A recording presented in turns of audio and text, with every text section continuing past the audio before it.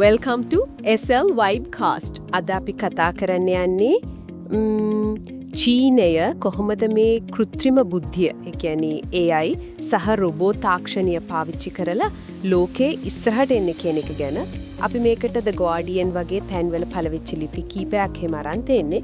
අපේ අදහස තමයි අර චීන රජයේ සැලසුම් මොනවද, තාක්ෂණය කොච්චර දුර ඇවිද්ද, ඒක ලෝකෙට කොහොම බලපායිද කියලා ටිකක් ගැඹුරින් බලන එක. අර ෂෙන්සන් වල ඩ්‍රෝන් වලින් කැම බෙදනවා වගේ දේවල් අහුවම මේක දැන් කොච්චර ඇත්තක් වෙලාද කියලා හිතනවා නේද? ඔව් ඇත්තදම. චීන නායකත්වයේ මේ AI සහ රොබෝ තාක්ෂණය දකින්නේ එක ගලින් කුරුළු කීප දෙනෙක් මරනවා වගේ දෙයක් විදියට. ඒ කියන්නේ අර පෞද්ගලික අංශයේ විශ්වාසය වැඩි කරන්න, හමුදා ශක්තිය වැඩි කරගන්න, අනික අර රටේ ජනගහනය වයසට යනකොට එන සේවක හිඟටත් උත්තරයක් විදියට මේක හරි වැදගත් වෙනවා. මේක නිකම්ම තාක්ෂණයක් නෙමෙයි දැන්. ජාතික අවශ්‍යතාවයක් වෙලා. ඒ කියන්නේ අර ඇමරිකන් සම්බාධකයම තියෙද්දිත් මේක දියුණු කරන එකෙන් එයාලා යම්කිසි ජාතික අභිමානයක් වගේ දෙයක්ත් බලාපොරොත්තු වෙනවා ඇති නේද? මේ උඩින් ඉඳන් පහළට එන තල්ලුව, ඒ කියන්නේ টপ ඩවුන් අප්‍රෝච් එක සාර්ථක වේද? ඔව් ඒක පැහැදිලි. අගමැති ලීකේ කියන් මෑතකදී කිව්වා AI වලට අවධානය දීලා ඩිජිටල් ආර්ථිකය උඩට ගන්න ඕන කියලා. ඒ වගේම ෂෙන්සන් වගේ නගර තියෙනවනේ. අන්න ඒවට අලුත් දේවල් කරන්න සල්ලි දෙනවා, නීතිත් ටිකක් ලිහිල් කරලා තියෙනවා. මේ ලිහිල් බව නිසා තමයි ෂෙන්සන් අර ඩ්‍රෝන තාක්ෂණයේ ලෝකෙම කේන්ද්‍රස්ථානයක් වුණේ. ඒක හරියට පාලනය කරපු අතදබැලීමක් වගේ. හරි. අපි ප්‍රායෝගික දේවල් ගැන බැලුවොත් ෂෙන්සන් වල මෙයිටුවන් සේවය ඩ්‍රෝන් වලින් කැම ගේන එක ඇත්තටම පුදුමයි. මේ වගේ අර යන්ත්‍ර සූත්‍ර දියුණුවට අමතරව ඒවා පාලනය කරන මොලය, ඒ කියන්නේ AI පැත්තෙනුත් ලොකු වැඩක් වෙනවා ඇතිලේද? අනිවාර්යයෙන්ම.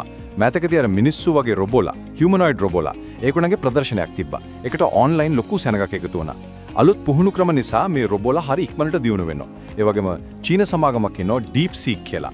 එයාලා ඇමරිකාවේ හොඳම ඒවට සමාන ලොකු භාෂා ආකෘතියක් LLM එකක් නිකුත් කළා. අර DeepSeek LLM එක. ඒක ගැන ඇමරිකාවෙත් ලොකු කතාවක් ගියා නේද? මොකක්ද ඒකට හේතුව? ප්‍රධානම දේ තමයි DeepSeek එක open source, ඒ කියන්නේ විවෘත මූලාශ්‍ර විදිහට එළියට දැම්ම එක. ඒ කියන්නේ ඕන කෙනෙකුට ඒක අරන් බලලා වෙනස් කරලා තමන්ගේ වැඩකට ගන්න පුළුවන්. මේක චීනේම රොබෝ හදන AI හදන අනිත් සමාගම් වලට ලොකු තල්ලුවක්. මොකද දන්නවද?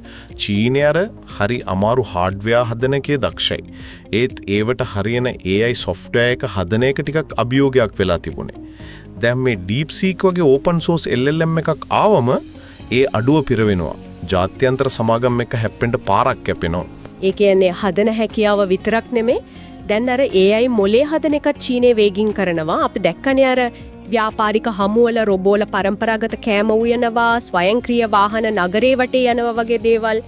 මේ ඔක්කොම දිහා ලෝකෙ බලන්නේ කොහොමද? ලෝකෙ පැත්තෙන් ගත්තම විශේෂයෙන් ඇමරිකාව එයාලා ටිකක් බයෙන් ඉන්නේ තමන්ගේ AI වල තියෙන මුල්තැනට මොකක් හරි වෙයි කියලා. විශේෂයෙන්ම අර අර්ධ සන්නායක, ඒ කියන්නේ semiconductors හදන එකෙනු චීන ඉස්සරහට එනවනේ. AI වලට chips ඕනමයි. අනෙක් පැත්තෙන් චීනේ අර ගෙවල් දොරවල් ව්‍යාපාර වගේ දේවල් ටිකක් අමාරුවේ වැටෙද්දී රජයේ හිතාමතාම වගේ තාක්ෂණික පැත්තට විශේෂයෙන් AI වලට සල්ලි දෙනවා, උදව් කරනවා. ඒගොල්ලෝ බලන්නේ ඒක තමයි අනාගතයේ ආර්ථිකයේ දුවවන එන්ජින් එක කියලා. හැබැයි ඉතින් අර ලොකු දත්ත කන්දරාවක් ඕන වෙන එක, ඒව පුහුණු කරන්න යන වියදම වගේ අභියෝගයක් නැතුව නෙමේ. ඒත් එක්කම මට මතක් වුණේ සමහර විශේෂඥයෝ කියනවා නේද, මේ තාක්ෂණයේ කොච්චර ආවත් මිනිස්සු කරන රස්සා ඔක්කොම නැති වෙන්නේ නැහැ කියලා. අඩුම ගානේවත්. ඔව්, ඒ කතාවෙත් ඇත්තක් තියෙනවා.